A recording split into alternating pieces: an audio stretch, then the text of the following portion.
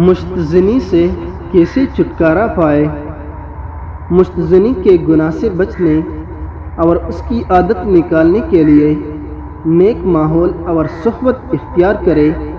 اگر ان گناہوں سے بچنا مشکل ہو رہا ہو تو یہ سوچے کہ اگر اس گناہ کرتے وقت مجھے میرے والدین یا کوئی بھی ایسے رشتہ و تعلق والا شخص جس سے انسان اپنا گناہ چھپانا چاہتے ہو، مثلا اساتذہ یا شاگرد وغیرہ دیکھ لے یا انہیں علم ہو جائے تو کیا میں ان کے سامنے یہ گناہ کر سکوں گا؟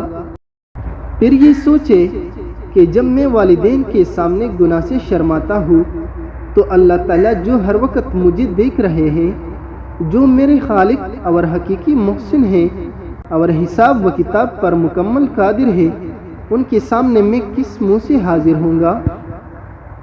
تو دوستو، اگر آپ چاہتے ہیں کہ اس گناہ سے بچے تو یہ چند اعمال ضرور کریں۔ نمبر 1، شادی شدہ نہیں تو جلد از جلد نکاح کر لے، اور شادی کے سلسلے میں معاشرے میں رائج احراجات اگر نہیں برداشت کر سکتے تو سادگی کے ساتھ کسی غریب گھرانے میں شادی کر لے۔ نمبر 2، ورنہ کثرت سے روزے رکھے، روزے رکھنے کی طاقت نہیں ہے تو جتنے روزے رکھنے سے شہوت اور قوت ٹوٹنے لگے اتنے روزے رکھے۔ نمبر 3، ہمیشہ باوضو رہنے کی عادت بنائے۔ نمبر 4، ہر وقت ذکر کا اہتمام کرے سوائے بیت الخلا، غسلخانے اور ایسی جگہ کے جہاں ذکر کرنا درست نہیں ہے۔